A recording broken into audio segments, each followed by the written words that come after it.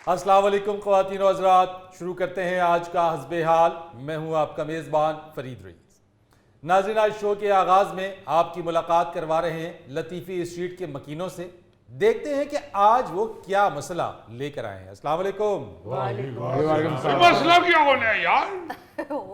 ये तो बाखुदा हमारी शराफत है कि आज तक लतीफी स्ट्रीट में सर फटोल नहीं हुई। जी जी, वरना जिस तरह की हरकतें हैं इन लोगों की, खून खराबा हो गया है। अरे शराफत को छोड़ो यार, बदमाशी पे आ जाओ तुम। देख लेते हैं कौन सर पटोल करेगा, देख लेते हैं फिर। आवाज आस्ता करो चुगताई। आप देख नहीं रहे लतीफी भाई की आंखों में खूने अबशार नजर आ रहा है। एक मिनट जरा साथ साथ जरा लड़ाई को क्लियर करते जाएं। ये लतीफी साहब, सर पटोल क्या होता है? वो जो बरीक कंघी फेरते? अरे नहीं, एक दूसरे के सर फट जाते हैं। ओहो, ये होता है सर फटोल। ओहो। बता दो इनको भी। और बट भाई, वो खूने फशार क्या होता है, पता तो चले। और भाई खून के क्या कहते हैं लतीफी भाई, क्लियर करना। आंखों में खून उतर आना। यार यहाँ पे हम कोई उर्दू का पर्चा देने के लिए नहीं आए हुए, हम बताने आए हैं कि लतीफी स्ट्रीट में क्या उधम मचाया हुआ इन नहीं लोगों ने। लतीफी साहब, पता तो लगना चाहिए ना कि लड़ाई में कौन कौन सा हथियार इस्तेमाल हो रहा है। अरे भाई बाबर भाई, आप सब जानते हैं। अच्छा, देखो फरीद भाई, एक तो वो क्या कहते हैं, यक न शुद्ध दो शुद्ध। अकेले ये भाई साहब नहीं थे मान, हम इनको एहतराम की नजर से देखते हैं। हमारे भाई हैं, हमारे मोहल्लेदार हैं, हर चीज अलग, भाईचारा अलग। हम भाईचारे में यकीन रखने वाले लोग हैं। मगर आप देखिए, ये अकेले हमसे बड़ी मुश्किल से बर्दाश्त हो रहे थे, ऊपर से अपने भाई को बुला लिया न्यूजीलैंड से। लतीफ़ी मियां, हुआ क्या है? वो जो मसला तो बैठे हुए बताइए। हैं उधर, वो देखिए जरा। न्यूजीलैंड से आएंगे? हाँ, खुर्रम मैंने तो इनको गाजियाबाद में बहुत देखा घूमते हुए। क्या कर रहे हो भाई, क्या कर अरे रहे हो? वो जो गाजियाबाद में घूम रहे होते हैं उन्हीं की शक्ल के हैं, इसलिए आपको लग रहे हैं आए ये न्यूजीलैंड से हैं। एक मिनट, मेरा भाई मेरे घर आया, आप लोगों को क्या प्रॉब्लम है? ओ भाई, या तो ये मेरी दौलत से जेलस है या मेरी ब्यूटी से। ब्यूटी से ही जेलस होंगे, इस प्रॉब्लम को मैं अच्छी तरह समझता हूँ। फरीद साहब, ये मोहल्ला है ही जेलस। मैं तो भैया आपको न्यूजीलैंड से फोन पे कहता था, ये मोहल्ला शिफ्ट कर लो और वापस पतों की चले जाओ। तो भाई साहब, आप पत्तों की के हैं? जी हाँ। हाँ, वहाँ के गमले बहुत मशहूर हैं। बात ये है फरीद मियाँ कि जो क्लियर करना चाह रहे हैं अपने भाई को, सफाई पेश कर रहे हैं। हम आपको बताते हैं हुआ क्या। 15 दिन हो गए हैं ये भाई साहब को न्यूजीलैंड से हमारे सर पे मुसल्लत हुए। तो आपके घर पे तो नहीं आए ना, वो तो वहां है। देखिए तो सही, बताने क्या लगे हम। अच्छा, भाई जिस दिन पाकिस्तान का मैच होता है क्रिकेट का, हाँ। ये साहब अपनी छत के ऊपर 80 इंच की LCD लगा के ऊपर अपने दोस्त अहबाब इकट्ठे करके ऐसा शोरगोगा करते हैं, ऐसा शोरगोगा करते हैं, ऐसा शोरगोगा करते हैं कि हमारी जिंदगी अजीरन हुई पड़ी है। अब भाई, घर हमारा, टेलीविजन हमारा, दोस्त हमारे। अब एक घर हमारा, फिर टेलीविजन हमारा, तो अपने घर में शोर करो। अरे हम छात बजाएंगे, छाली आपको क्या है? अगर शोर हमारे घर में आएगा तो हम इतजाज नहीं करेंगे। अगर इतने शोर से तंग हो रहे हो तो शिफ्ट हो जाइए, मोहल्ला छोड़ दो, चले जाओ डिफेंस। बहुत खूब, यानी लतीफी स्ट्रीट जिसके नाम से मंसूब है, वो ये मोहल्ला छोड़ दे। ये साहब जो पता नहीं पित्तों की से आए हुए हैं, वो आके इधर रह ले। इस प्रॉपर्टी के हम मालिक हैं, चुगताई भाई के नाम है ये प्रॉपर्टी। अरे तू ना बीच में बोल, मैं तुम्हें बता दूं। तमीज से बात करना, मेरे भाई के सामने कोई एक बात की ना। मिनट ये, क्या देख देखिए। मिनट रुक यहाँ। देखिए देखिए देखिए, पहले ही हम बता चुके हैं, इसे कह दीजिए ये उठना उठना बंद करे, आराम से बैठ के बात करे।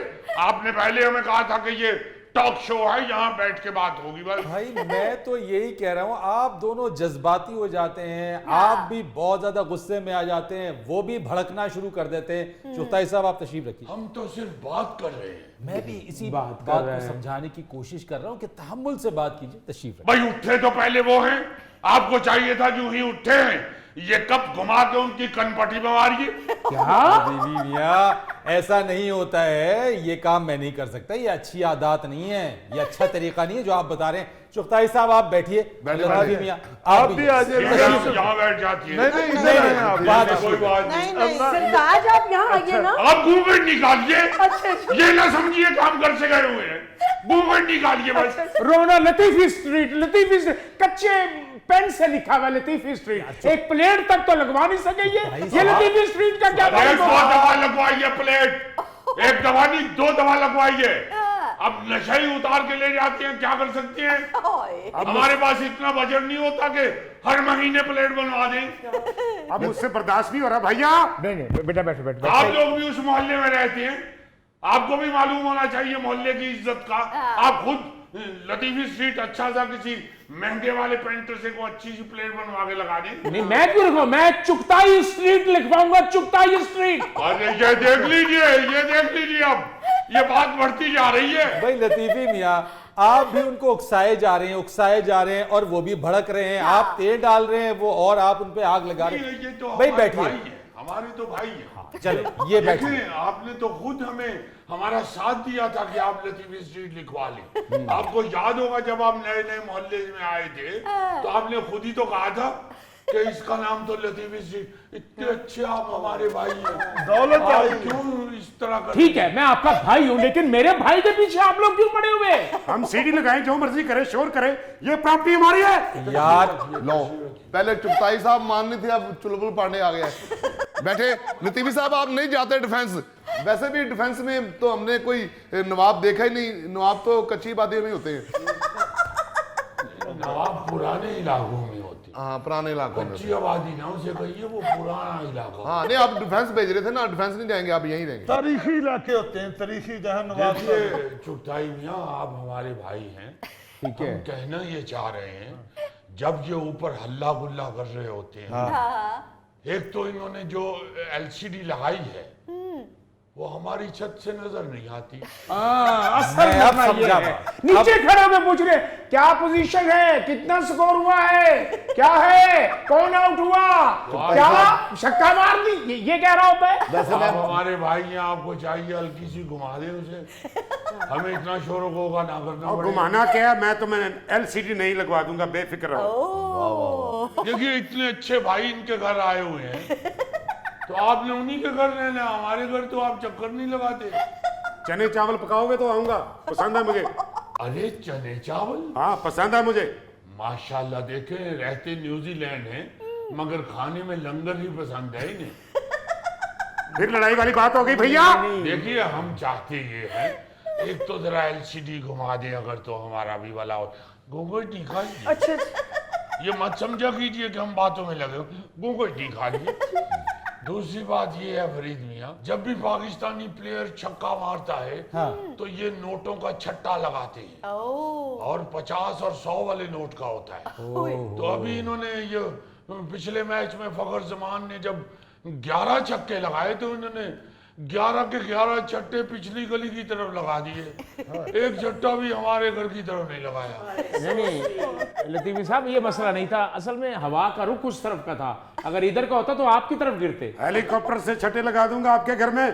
तो ये जो पहले लग रहे हैं छट्टे, वो आप अगर उधर बड़ा पंखा लगा के हमारी घर की तरफ उसका मुंह करके तो उसके आगे छट्टा लगा दें।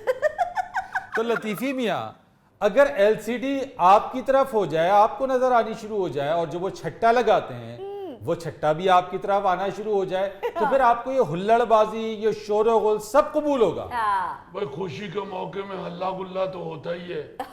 अच्छा लतीफी साहब एक बात तो बताएं, ये चुगताई साहब नोटों का छट्टा तो लगा देंगे आपकी तरफ, लेकिन नवाब लोग नोट लूटते हुए कितने बुरे लगेंगे। बाबर मियां, नवाब बनता ही लूटमार से है।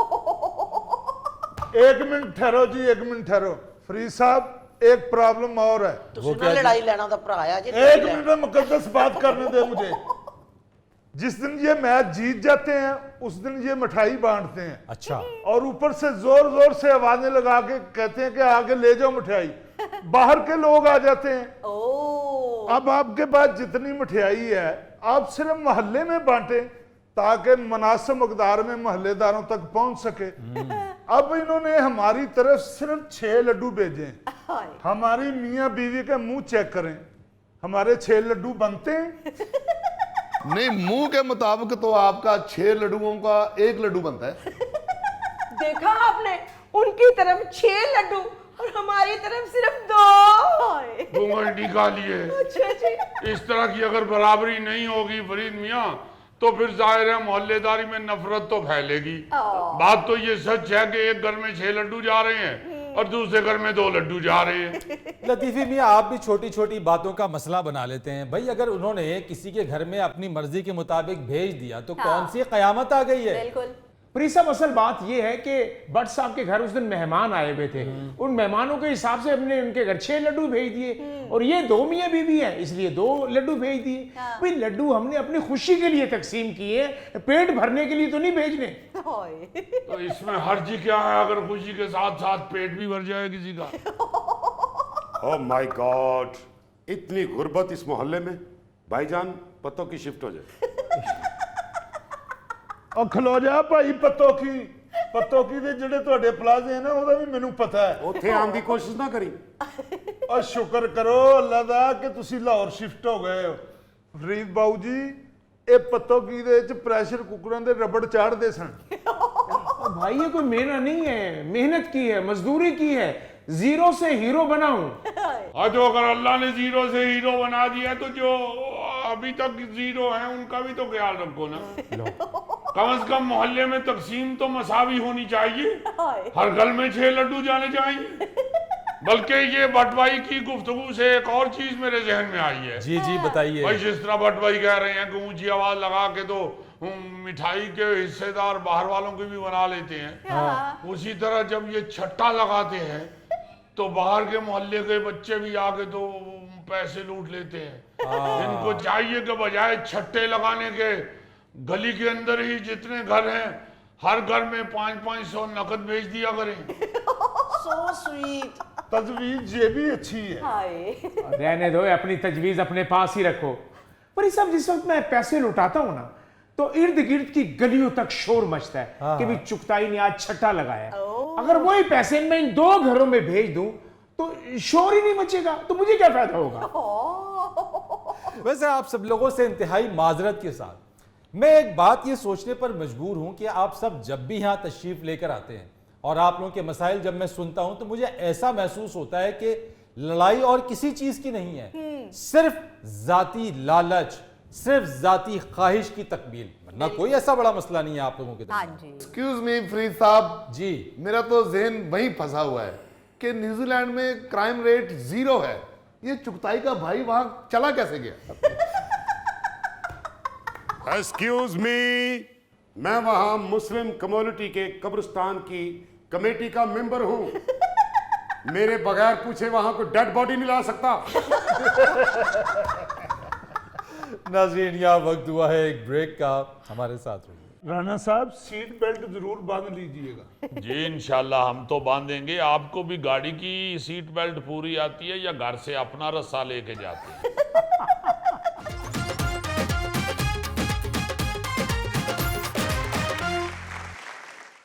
वेलकम बैक ख़वातीन और हज़रात। नाज़रीन, आज गुफ्तगू के लिए हमारे दरमियान मौजूद हैं मुस्लिम लीग नून के सीनियर रहनुमा और साबिक वफाकी वज़ीर राना सनाउल्लाह खान साहब। अस्सलाम वालेकुम राना साहब। वालेकुम अस्सलाम जनाब, आप खैरियत से हैं? आप सुनाइए, इलेक्शन की तैयारियां कैसी चल रही हैं? जी हाँ फरीद साहब, इलेक्शन चूँकि अनाउंस हो चुका है और तमाम सियासी पार्टियों ने अपनी अपनी गाड़ी इलेक्शन वाली सड़क पे चढ़ा ली है और हम चूँकि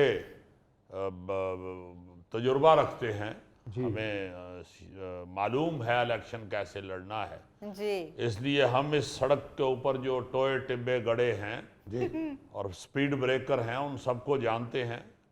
इसलिए मेरा ख्याल है कि अब हमें ब्रेक पे पैर रखने की ज़रूरत नहीं है। हम इंशाल्लाह स्पीड मैनेज करते जाएंगे और मंजिल तक पहुंचेंगे। टूल प्लाजा का भी आपको पता ही होगा कहाँ कहाँ आता है। देखें गौरी साहब, मेरा मतलब है कि जिस स्पीड से अल्लाह के फजल से हमारी गाड़ी होगी, हम जीटी रोड से नहीं मोटरवे से ही जाएंगे। तो वहाँ का तो मेरा मतलब है सबको ही पता है कि 2 ही टूल प्लाजे हैं, एक चढ़ने वाला एक उतरने वाला। राणा साहब सीट बेल्ट जरूर बांध लीजिएगा। जी इंशाल्लाह हम तो बांधेंगे। आपको भी गाड़ी की सीट बेल्ट पूरी आती है या घर से अपना रस्सा लेके जाते हैं? राणा साहब मुझे ये बताइए, ये गाड़ी अकेले ही ड्राइव करेंगे या मजीद सवारियों को भी अपना हमनवा बनाएंगे? देखें फरीद साहब, इलेक्शन तो सब अपना अपना लड़ेंगे और सबको हक हासिल है। इलेक्शन अकेले लड़ने का बिल्कुल लड़ें। जी हाँ अलबत्ता सिंध के अंदर MQM के साथ सीट एडजस्टमेंट अगर करनी पड़ी तो जरूर करेंगे, उनका साथ देंगे और वो हमारा साथ देंगे। और मेरा मतलब है कि ये तो सियासत में होता है, ये आप भी जानते हैं।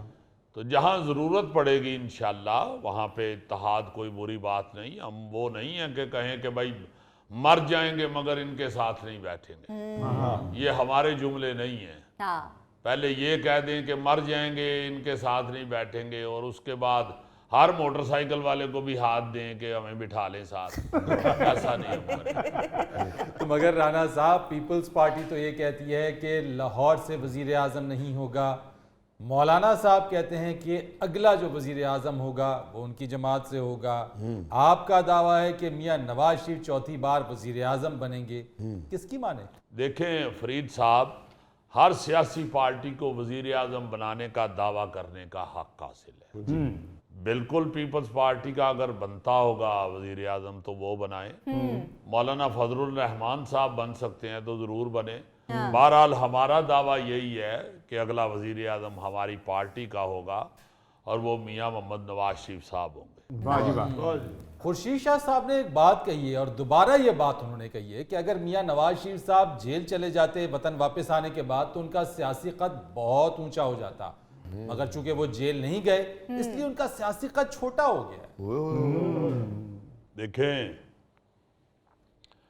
बात ये है कि जब भी कोई बाहर से आता है, किसी दूसरे मुल्क से वापस वतन में आता है, जी तो खुर्शीद शाह साहब जैसे बुजुर्ग होते हैं जो अक्सर कहते हैं कि अगर सबसे पहले बड़ी बहन की तरफ जाता तो बड़ी अच्छी बात थी। या इसका ये बनता था कि पहले जाके ताए को सलाम करता फिर घर जाता। या इस तरह का कह देते हैं कि इससे पहले अब्बा जान की कब्र पे जाना चाहिए था, ये सीधा घर चला गया है। ऐसे बुजुर्ग होते हैं।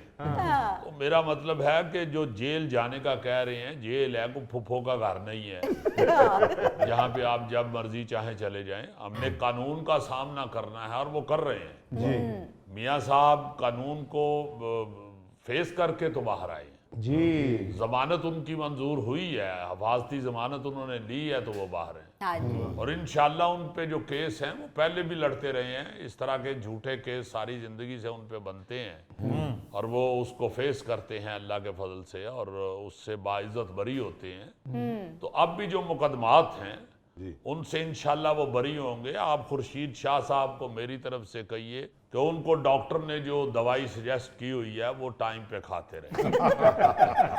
बहरहाल राणा साहब, PTI वालों को भी ये दुख है कि उनका लीडर जेल में है जबकि मियां नवाज शरीफ साहब के ऊपर मुकदमात होने के बावजूद वो बाहर है। हाँ देखें फरीद साहब, मैं सिर्फ PTI वालों से चंद बातें पूछूंगा कि भाई आपका लीडर तो कहता था कि जेल में सिर्फ एक ही क्लास होनी चाहिए। ये मुख्तलिफ जो क्लासें बनी हुई हैं इसको खत्म होना चाहिए। हाँ सब जेल में बराबर हैं। अब उनको क्या तकलीफ है कि वो सहूलतें मांगते हैं? मुझे ये बताएं जेल में और कितने लोगों के पास एक्सरसाइज वाली साइकिल है? मुझे ये बताएं कि और कितने कैदियों को हवालात के अंदर वॉक करने की इजाजत दी गई है? बिल्कुल। मुझे ये बताएं कि और कितने कैदियों को हिरन, ऊँटनी का गोश्त और शहद और देसी मुर्गी फराहम की जा रही है? हम इसके दोखी नहीं है, हमारी तरफ से वो जो मर्जी करें। हम इस तरह के लोग नहीं है कि खाना और दवाई भी बंद कर दें, हमने ये नहीं करना। वैसे मैं ये बात कर रहा हूं कि इस तरह की बातें छोड़ दें। अब भाई इन्होंने तो अदालत को काम ही नहीं करने दिया। आपको याद होगा कि ये तो अदालत में जाए बगैर इनको जमानतें मिल जाती थी। आज अगर मियां नवाज शरीफ साहब को जमानत मिली है तो इसमें इनको इतराज नहीं होना चाहिए।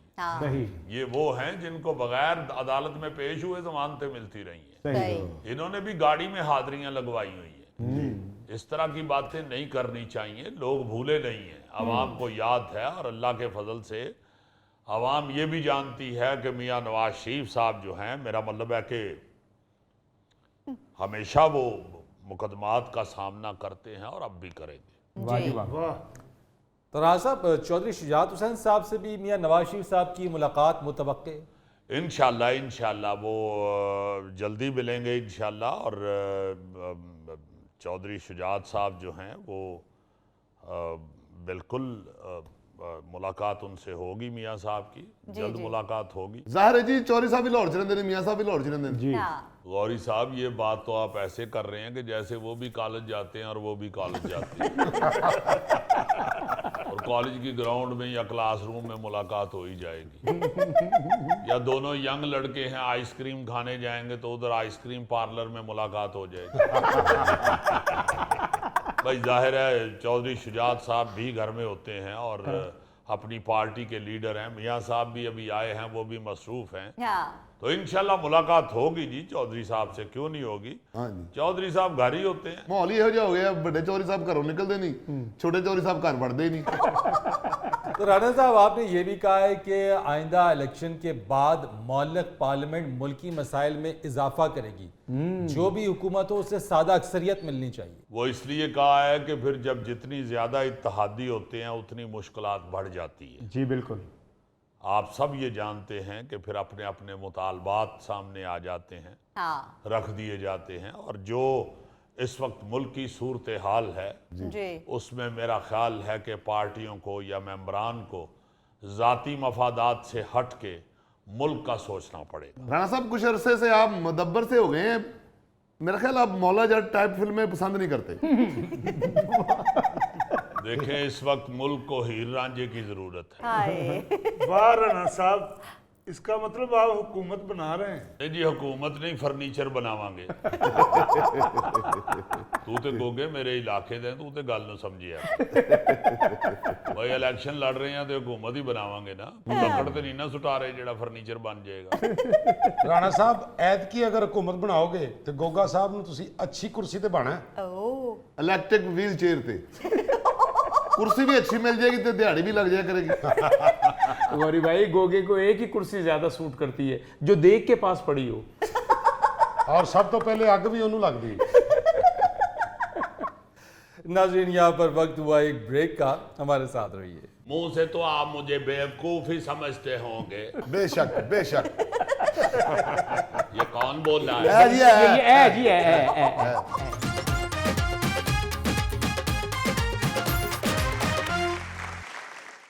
जी थैला साहब, क्या पूछना चाह रहे हैं आप? फरीद सर, मैं ये पूछना चाह रहा था कि शायद खाकान अब्बासी साहब नून लीग में हैं या अलहदा हो गए हैं। आपको ये खबर कहाँ से मिली?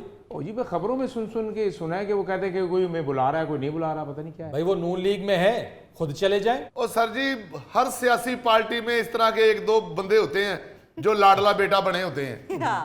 फुफ्फो ने उसके सर पे हाथ फेरा, मेरे नहीं फेरा, मैं नहीं बोलता फुफ्फो से। ये बड़ा भाई बड़ी चारपाई पे सोता है, मैं छोटी पे सोता हूँ, मैं नाराज हूँ घर वालों से। ये मामू ने मेरे भाई को मोटा केक दे दिया, मुझे ब्रीक सा दिया है। मेरी तो कोई इज्जत नहीं है घर में।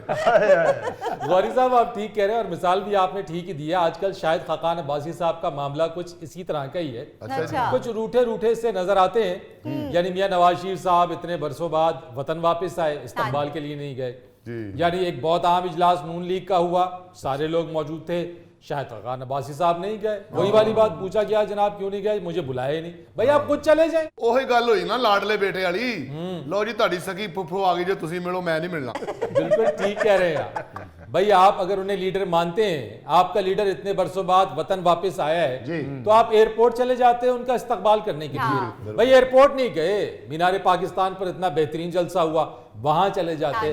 वहां नहीं गए तो घर चले जाते मुलाकात के लिए। यानी अब वो ये चाह रहे हैं, बिल्कुल आपकी बात, कि कोई मनाए बिल्कुल कि जनाब आ जाएं, कोई इनविटेशन भेजे हाँ। और वो अपने नाज नखरे उठवाएं कि नहीं जी मैंने नहीं मानना। कौन नहीं मान रहा? ओ बिस्मिल्लाह। अस्सलाम वालेकुम अस्सलाम जनाब। वालेकुम सलाम, क्या हाल चाल है? ठीक ठाक हैं? जी अल्लाह का शुक्र जनाब। कौन नहीं मान रहा? किसकी बात कर रहे हैं? ये साबिक वजीर आजम और नून लीग के रहनुमा शाहिद खाकान अब्बासी की बात हो रही है कि वो आजकल कुछ रूठे रूठे से नजर आ रहे हैं। ये तो आपने वही बात कर दी है जो मेरे पास मुखबरी आई है। मुखबर बताता है चाचा सीआईडी शाहिद खाकान अब्बासी साहब को इसलिए नहीं नून लीग मुंह लगा रही कि सरकार ने पिछले जो चीफ साहब थे बाजवा साहब जी उनके साथ कोई गिटमिट की थी। उनको सेकंड एक्सटेंशन दिलवाने के लिए को तय किया था और उन्होंने भी मुबैना तौर पर यह तय किया था कि अगर ऐसा हो गया तो फिर अगले वजीर आजम आप ही होंगे। इसलिए ना उनकी बात पूरी हुई ना उनकी। हाँ। और ये खबर सारी नून लीग के ऊपर के लीडरान तक पहुंची हुई है। एक तो वो इसलिए नहीं मुंह लगा रहे। अच्छा। दूसरी बात मुबैना तौर पर ये बताई जाती है बहुत बड़े कारोबारी हैं पाकिस्तान के, वो गैस वैस का कारोबार है उनका। अच्छा। मुखबर बताता है, कहता है चाचा सीआईडी वो जो कारोबारी हजरत है ना उनके साथ इनकी को कारोबार में शराकतदारी को इनके बेटे की गिटमिट हुई है। अच्छा। और ये सहूलत इन्होंने अपने दौरे इक़्तिदार में हासिल की थी। अच्छा। इस बात पे भी लीडरशिप नाराज है। एक और मुखबरी आपको सुनाता हूं बड़ी खतरनाक। मुंह से तो आप मुझे बेवकूफ ही समझते होंगे। बेशक बेशक। ये कौन बोल रहा है? जी फजूल बात ना किया करो, मैंने ऐसे ही तकल्लुफन कहा है। भाई जी जी ये जो फरागोगी केस निकला है ना, इस तरह के और काफी सारे केस तैयार हैं। अच्छा। पीटीआई की और भी 4-5 फैमिलियों ने जो थबंटू इकट्ठे किए हुए हैं वो सब कुछ निकाल के अगले बैठे हुए हैं। अच्छा, पंडोरा बॉक्स खुलने वाला है। जी हाँ, और मुबैना तौर पर मुखबर बताते हैं कि वो इससे भी ज्यादा खतरनाक मामलात हैं। कौन बड़ा होए कर रहे हैं, पहले तो कह रहे हैं बेशक बेशक। एक और मुखबरी सुन लो। जी क्या बात है, आज तो पूरी पटारी खोल कर बैठे हैं। बड़ी बड़ी खतरनाक बात है। हाँ। पीटीआई की एक और बहुत बड़ी शख्सियत जो इस वक्त भी बड़ी शख्सियत है। अच्छा जी। मुखबर बताता है कि वह अपने निजी महफिलों में अपने बड़े करीबी दोस्तों में ये कहते हैं कि तानू की दसिए तानू की दसिए बस चलो। चाचा जी चाचा जी ये वो शख्सियत कहती हैं कि आपको क्या बताएं, हमें क्या पता था कि हम जिनको आगे आगे कर रहे हैं ये बीच में से क्या निकलेंगे। अच्छा। उन्होंने कहा कि हमने कई दफा कहा है कि ये फरागोगी कौन है जिनका नाम बड़ा मीडिया पे आ रहा है। तो आगे से चेयरमैन साहब कह देते थे नहीं नहीं ऐसी कोई बात नहीं, मेरी बीवी की सहेली है।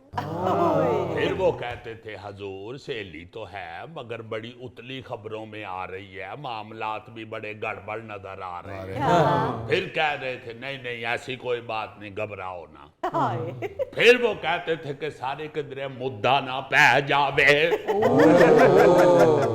फिर आगे से कहते थे कोई बात नहीं। तो ऐसी बहुत सारी बातों पर चेयरमैन पीटीआई ने आंखें ही बंद कर ली थी अपनी। देखो यार मुझे तो लगता है मेरे मुखबर को यही बताता है। वो बड़ी शख्सियत जो अब भी बहुत बड़ी हैं, वो कहती हैं मैंने तो कराची में मैं जिस शख्स को आगे किया था वो पंड लपेट के निकल गया। चाचा जी ਤੁਹਾਡੇ ਕੋਲ ਗੱਲ ਪੁੱਛਣੀ ਸੀ। क्या जी? ਇਹ ਇਲੈਕਸ਼ਨਾਂ ਦੇ ਦੌਰਾਨ ਮੁਖਬਰ ਸਾਰੇ ਫੜੇ ਜਾਂਦੇ ਨੇ ਜਾਂ ਆਜ਼ਾਦ ਫਿਰਦੇ ਨੇ? यार ये पौधा मुझे आगे से हटाना पड़ेगा, इसकी शक्ल मुझे नजर नहीं आ रही। या शक्ल नजर नहीं आ रही या पौधा जला हुआ है। ਇਹ ਥੈਲੇ ਨੇ ਕਿਹਾ ਜੇ ਥੈਲੇ ਨੇ। नहीं गौरी ने कहा आप रिव्यू लेके देख लें। चाचा सीआईडी उनको छोड़ें, मेरे से बात करें। हाँ जी, ये बताइए, ये बड़ी शख्सियत जो है इनका ताल्लुक भी कराची से है? जितनी बात मैंने बतानी होती है ना, आपने सिर्फ उतनी सुननी होती है। ऑफ द रिकॉर्ड पूछ रहा हूँ, ऑफ द रिकॉर्ड। वैसे तुम्हारी जैसी लड़की खामंद की फुल बेइज्जती करके आखिर पे कह देती है सॉरी, मेरे जो दिल में होता है मैं वो कह देती हूँ। और सुनो मुखबरी, चले बताइए। इलेक्शन जो जो नजदीक आ रहे हैं, सियासी पार्टियों के उम्मीदवारों के लिए टिकटों के रेट आसमानों की तरफ दौड़ लगा रहे हैं। टिकट बराए फरोख्त। मुखबर बताता है, मैं नहीं, मुखबर बताता है। वाह वाह वाह। ठीक है, ठीक है। कहता है चाचा सीआईडी, नून लीग का जो रौला रूला पड़ा हुआ है ना, उसकी टिकट का रेट जो है वो 6 करोड़ तक पहुंचा हुआ है। वैसे मुखबर कहता है कि इनकी टिकट की 2 क्लासें हैं। जैसे होता है ना फर्स्ट क्लास और सेकंड क्लास। अच्छा, बिजनेस और इकोनॉमी। जी हाँ, मुखबर कहता है कि बड़े लीडर की टिकट का रेट भी बड़ा है अच्छा। और छोटे लीडर की टिकट का रेट भी छोटा है। ਵਾਹ ਵਾਹ ਵਾਹ ਵਾਹ, ਇਲੈਕਸ਼ਨਾਂ ਦੀ ਟਿਕਟਾਂ ਤੇ ਸਰ ਜੀ ਇੰਜ ਵਿਕਣ ਡੀਆਂ ਨੇ ਜਿਵੇਂ ਹਿੰਦੁਸਤਾਨ ਤੇ ਪਾਕਿਸਤਾਨ ਦੇ ਕ੍ਰਿਕਟ ਮੈਚ ਦੀਆਂ ਵਿਕਦੀਆਂ। लो जी, मुझे लगता है इस पौधे पे बातें करने वाले जामनू लगे हुए हैं। मुझे भी लगता है कि इस दरख्त पे कोई सियाने से जिन का साया है। चाचा को नाराज कर दिया यार। गौरी साहब, पाकिस्तान और भारत के क्रिकेट मैच के टिकट खरीदने के बाद मैच होता है, खत्म हो जाता है। यहाँ करोड़ों रुपए का टिकट खरीदेगा उम्मीदवार, करोड़ों रुपए कैंपेन पे लगाएगा और फिर उसके बाद जीत जाएगा तो उसकी वसूली मेरे और आपसे ही करेगा। नाज़रीन, यहाँ पर वक्त हुआ है एक ब्रेक का, हमारे साथ रहिए। ਇਹੋ ਜੀ ਸਵਾਰੀ ਕਹਿ ਦਿੰਦੀ ਹੈ ਨਾ ਕਿ ਭਾਈ ਜੀ ਮੇਰੇ ਕੋ ਕਿਰਾਇਆ ਅੱਧਾ ਜੇ। ਉਹ ਵੀ ਕਹਿ ਦਿੰਦੇ ਨੇ ਚਲੋ ਫਿਰ ਰਾਹ 'ਚ ਲੜਾਈ ਹੋਈ ਤੇ ਅੱਧੀ ਤੂੰ ਲੜਨੀ ਹੈ।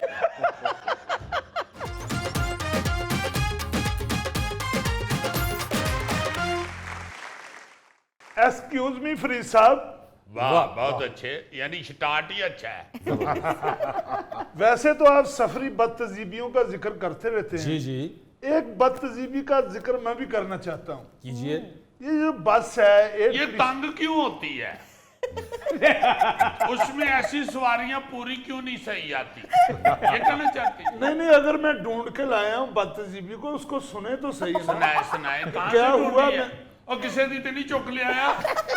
जो मेरे साथ हुआ वो ही मैं पेश करना चाह रहा प्लीज हूँ। प्लीज सुनाइए। जब टर्मिनल पे बस खड़ी होती है, टर्मिनेटर पे, टर्मिनल पे उधर बस खड़ी होती है, उस वाह। वक्त एड क्रिश्चियन शर्राटे मार रहा होता है, चल चल आए जी बैठे जी, बड़ी अंदर से ठंडी बस हुई है। वो क्या यार, तुम्हारे घर में एसी नहीं लगा तो तुम्हें एसी वाली बस में बैठना नहीं चाहिए। इस तरह बंदे की आदतें खराब हो जाती हैं। यानी आप कहना चाह रहे हैं कि वो कंडक्टर बड़ी आओ भगत भी करता है, जी, जी, बस जी। बड़ी ठंडी चिल्ड होती है बिल्कुल। बस 10 किलोमीटर तक बस जब जाती है हाँ। तो एयर कंडीशन बंद कर देते हैं, शीशे खोल देते हैं और कहते हैं कि जी अब कुदरती एयर कंडीशन का मजा लें। उसमें मट्टी शापर, जो साइड वाले शीशे के पास बैठा होता है ना, वो मजदूर बन जाता है, पहचाना ही नहीं जाता। तो गोगा जी, आप एहतजाज क्यों नहीं करते? ये तो सरासर ज्यादती है। और जी हम तो माड़े आदमी हैं, हमने क्या एहतजाज करना है। असल बात पता क्या है? जी, ये बैठता ही सस्ती बस में है, क्योंकि इसने सीटें 2 लेनी होती है। ये कहता है कि जो महंगी बस है, अच्छी बस, महंगी सस्ती से मुराद ये कि अच्छी बुरी। हाँ जी, जो अच्छी बस है उसकी जरा सीट भी महंगी होती है। तो ये कहता है कि 2 में मैंने पूरा आना है। तो इसने मुझसे 4 बंदियों के पैसे ले लेने हैं। तो मैं फिर जरा माड़ी बस के पास चला जाता हूँ, उतने पैसों में मुझे उधर 2 सीटें खुली डुली। यही है ना, झूठ ना बोलना। जी जैसे आप समझे जी आप। और ऐसे तरीके से पहले इज्जत के साथ बिठाते हैं, जब उतारते हैं ना इतनी बदतमीजी करते हाय। हैं कि स्टाफ अभी पीछे ही होता है, उसको जल्दी से धक्का दे देते हाँ। चलती बस से। अल्लाह और खैर। मैं तो ऐसा गिरा हूं जैसे गरीब का बिस्तरा नहीं छुटी रहा। वाह वाह वाह, यानी इनको ये भी प्रैक्टिस है, इनका किसी ने बिस्तरा भी फेंका हो। अजीजी एक बद तहजीबी ये भी है जो कि कंडक्टर और ड्राइवर की मिली भगत से होती है कि जब सवारियां बस में बैठ जाती हैं तो वो कहते हैं जी अब बस चलाओ। जब बस चल जाती है तो फिर रास्ते में भी सवारियां उठाना शुरू हो जाते हैं, और अक्सर ने तो स्टूल और मूड़े भी रखे होते हैं जो सेंटर में जो रास्ता होता है उसमें लगा देते हैं। अगर किसी के पास मूड़े या स्टूल ना हो तो फिर सवारियों को खड़ा कर देते हैं, जिसकी वजह से सवारियों का दम घुटता है, परेशानी अजीब हालत सही बात है। और खास तौर पे अगर गोगे जैसी सवारी आके दरमियान में खड़ी हो जाए, वो जिस सीट के साथ खड़ी होगी ना, वो बंदा तो कहना शुरू हो जाएगा मैनू लग रहा है मैनू हार्ट अटैक होने वाला। अब मेरा साह भी रुकन डे है तो दिल भी बंद होने डे है। अजीजी वैसे जो ओवरलोडिंग वाला मसला है ये वाकई बहुत खराब मामला है। इतने सारे लोग वहां बैठे होते हैं बस के अंदर जी। और किसी भी हादसे की सूरत में इतनी सारी जानों को ये ड्राइवर्स और कंडक्टर्स रिस्क पर लगा देते हैं। हाँ जी, और बस के ऊपर बड़ा बड़ा लिखाया होता है एसी सर्विस नॉन स्टॉप जी, और हर जगह स्टॉप कर लेते हैं। यार ये तो लिखने की हद तक है ना, इस पर कोई अमल भी तो करे। सर इसलिए मैं इन बसों में चढ़ता ही नहीं। जी जी वो किसे बेचने वाले ਨੂੰ ਚੜਨ नहीं देंगे। और सही गल दस तू बस च क्यों नहीं चढ़ता? और सर जी इसको ना ज्यादा बंदे देख के ना तो दौरा पड़ जाता है। गौरी साहब कुछ लोगों को ये फोबिया होता है। मगर सर मैं इन बसों से इसलिए नफरत करता हूँ कि ये सवारियों का सामान छत पे रखते हैं। हाय। मेरे सामान में मेरा फेल्ट होता है, कोट पैंट होता है, शूज होते हैं, इवन टाई होती है। हाय। सामान मैंने सारा बैग में इंग्लिश रखा होता है और उतो इंज सुट देने जिवें आलू वाली बोरी सुट देने। गौरी साहब और सवारी दा मुंह वेख के समान ना ट्रीट कर देन। ਇਹਦਾ मतलब तेरा सामान भी सुट दे ही होंगे। अच्छा, वैसे सामान वाला मसला वाकई बसों में बहुत बुरा होता है। हाँ जी। जिन बसों में वो नीचे नहीं ना खाना, अब तो आ गई हैं ऐसी वलैती बसें हैं। हाँ जी, हाँ जी। उनके नीचे सामान के लिए बहुत बड़ा खाना बना होता है, डिग्गी जिसे कह लें। जो बसों के अंदर या छत पे सामान रखते हैं ना जी, जी। उस सामान का तो हशर हो जाता है। जो दरमियान में सब रख लेते हैं बस के अंदर, उसके ऊपर भी आके सवारी बगैर पूछियों बैठ जाती है, हाँ जी। भावें ਉਹਦੇ ਚ लैपटॉप ਪਿਆ ਹੋਵੇ। सही बात। ਗੋਗੇਰ ਦਾ ਬੰਦਾ ਉੱਤੇ ਬਵੇ ਤੇ लैपटॉप ਦੇ ਸਾਰੇ स्पेलिंग खराब हो जाए। और अगर अपना सामान आपने छत पे रखा हुआ है तो वो रास्ते में, आप तो अंदर बैठे हुए आपको पता ही नहीं, रास्ते में वो सवारियां ऊपर चढ़ा रहे हैं और वो जाके ऊपर आपके सामान पे बैठ रहे हैं। सही बात है। दिल करे तुसी थल्ले मंगनी दे लड्डू रखे ने और उत्थे जाके तुसी लड्डू लाए ने ते तुहानू फिर ओही लड्डू दोबारा बनाने पए। और ये सारा काम आपको रास्ते में ही करना पड़ेगा, क्योंकि जहां जा रहे हैं उनको तो नहीं ना बताना जी ये लड्डू डबल बने हैं। अरे लड्डुओं के साथ रास्ते में हुआ क्या? हुआ क्या है? फरीद भाई एक बद तहजीबी ये भी है, जिन बसों के अंदर LCD टेलीविजन लगे होते हैं तो ड्राइवर उसमें अपनी मर्जी की फिल्म लगा देता है। हाँ ये ऐसा होता है बहुत दफा। वो फैमिली अंदर बैठी होती है, फिल्म पता नहीं कैसी है, क्या हो रहा है, तो शर्मिंदगी होती है सर। वाकई कुछ सवारियां अफसोस के लिए जा रही होती हैं, आप उनको डांस से दिखा रहे हैं। गोगे खुदा दा वास्ते किते खुशी ना भी चले जाया कर यार। तो गौरी भाई मैं सवारी की गल कर रहे हैं। यानी वो अपने आप ਨੂੰ सवारी भी नहीं समझता। अच्छा, ये वाला जो मामला है ना, ये अपना फिल्म वाला फिल्म लगा देने वाला या कोई सीडी लगा देने वाला, जी जी। इसमें मैं ये समझता हूं कि अगर कोई मायूब समझ रहा है और अगर कोई कह देता है कि यार ये बंद कर दो भाई, हाँ।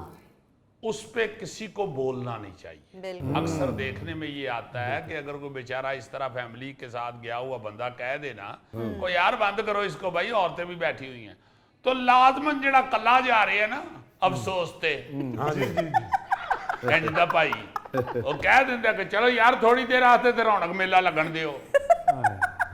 भाई वो उसने किसी वजह से कहा है तो चुप कर जाओ। ऐसा कौन सा आपको कोई नजारा आ रहा है जो आप कह रहे हैं कि नहीं लगा रहने दो, किसी वक्त किसी दूसरे के लिए भी वक्त गुजारना चाहिए। हाँ, एक का नजर नहीं आता ना अपने अपने तौर के ऊपर, अगर किसी ने देखना है तो वो दूसरे की उस बात को रद्द कर देता है फौरन। होता ये है ना कि एक सवारी के साथ ज्यादती हो तो सबको बोलना चाहिए। बिल्कुल। वो सारे अपना अपना तो भुगत रहे होते नहीं। ये जो भी कह रहा था कि बगैर बस रोके उतार देते हैं, धक्का दे देते हैं, इस पे मेरा ख्याल है सारी बस को एहतजाज करना चाहिए। सही। अगर कोई ओवर स्पीड कर रहा है, वो ओवर स्पीडिंग कर रहा है, उस पे सारी बस को बोलना चाहिए। जी बिल्कुल। अगर कोई सवारियां ज्यादा बिठा रहा है, बस पूरी को कहना चाहिए कि यार हमें इधर से उतारो, बिठा लो तुम अंदर सवारियां। बिल्कुल। सारे फौरी तौर पे खड़े हो जाए तो फिर नहीं कोई बोलेगा। अजीजी, बस में सिर्फ दो लोगों का इत्तेहाद नजर आता है, एक ड्राइवर और कंडक्टर का, बाकी जितनी सवारियां होती हैं वो सब बटी हुई होती है। बहुत अच्छी बात की है आपने। इत्तेहाद सिर्फ ड्राइवर और कंडक्टर में होता है, हाँ जी। या फिर उनके साथ गोगा मिला होता है। क्योंकि यहो जी सवारी कह देंदी है ना कि भाई जी मेरे को किराया अद्धा जे, वो भी कह देंगे ने चलो फिर राह च लड़ाई हुई तो अद्धी तू लड़नी है। अच्छा सर, एक और बहुत ही सेंसिटिव चीज नजर आती है बसों में। अक्सर बसों में अब आप देखते हैं कि बस होस्टेस होती हैं। अब लड़कियां अब जैसे एयर होस्टेस हाँ होती जी। हैं, इस तरह बस होस्टेस अब काफी बसों में काफी होती है, हाँ जी बिल्कुल। और मुसाफिर उनके साथ इस तरह ट्रीट कर रहे होते हैं जैसे घरेलू मुलाजमा के साथ कर रहे होते हैं, और बहुत बुरा लगता है सर। अरे हम तो- घरेलू मुलाजमा के साथ भी तमीज से ही बोलना चाहिए। हाँ जी बिल्कुल, उसके जो साथ घरेलू भी- मुलाजमा के साथ भी बदतमीजी से बोलता है उन्हें भी कन्ना ते छड़ो एक। सीरियसली जो औरत है यार बेचारी, वो जिस जॉब पे भी है उससे प्यार से अदब से बोलो भाई। बिल्कुल। अगर आपका रहबर, आपका रहनुमा, आपका प्याम्बर, कायनात का मालिक अगर आपको ये नजर आता है कहता हुआ सुभान अल्लाह। कि औरत के लिए वो बेशक छोटी सी बच्ची है, एहतराम में खड़े हो जाओ, तो फिर कौन होते हैं हम यार? हमें हमारी हैसियत क्या है कि हम औरत के साथ बद अखलाकी से बोलें या बदजुबानी से बोलें? ये बहुत अच्छी बात की है तुमने जिया। वाकई जो बस होस्टेस होती हैं हाँ जी। खास तौर पे, वो तो बेचारी बहुत ही मजलूम नजर आ रही है और बाकायदा डरी हुई, हाँ बिल्कुल। बाकायदा डरी हुई नजर आ रही होती है ईमान से। हाँ जी। अजीजी, मैं तो तमीज के दायरे में रहता हूँ। यकीन करें, मैं तो फकीर को भी कहता हूँ कि ये ले भाईजान 10 रुपए और मुझे 20 दे दें। अच्छा, एक और चीज इन बस होस्टेस के हवाले से, इनके रवैयों से मुतालिक जो है वो शिकायत की जाती है कि इनका रवैया ठीक नहीं है या ये रूड होती हैं। आम सी एक चीज है कि अगर आप उनके साथ बदतमीजी करेंगे तो वो रिएक्शन या रद्द अमल में उनका रवैया इस तरह का हो जाता है, लेकिन अगर आप उनके साथ अदब से, तमीज से, तहजीब के साथ पेश आएंगे तो वो आपके साथ उसी तरह से अदब और तहजीब के साथ पेश आएंगे। हाँ जी, हाँ जी, वो डर के डाडियां हुई होंदियां ने कि डाडा हो गई बोलिए इनके साथ, आगे से कोई बदतमीजी ना कर। बिल्कुल बिल्कुल ठीक बात है आपकी। हाँ जी। अजीजी भाईजान, ये बस में जो बच्चियां होती है ना, ये बस से होस्टेस, मैंने कभी इनको आवाज भी नहीं दी। उनको खुद ही पता होता है कि इस भाई ने 2 पैकेट देने ने। अजीजी, अब गोगा उर्दू पे पक्का ही हो गया है, उर्दू बोलता रहता है। बस आपे अल्लाह को पाएगा। नाज़रीन, ये था आज का हस्बे हाल। जाने से पहले एक खूबसूरत बात, गैर मसावी को मसावी बनाने की कोशिश अदम मसावात की बदतरीन किस्म है। अपने मेज़बान फरीद रईस को इजाज़त दीजिए, कल आपसे फिर मुलाकात करेंगे इंशाअल्लाह। तब तक के लिए अल्लाह हाफ़िज़।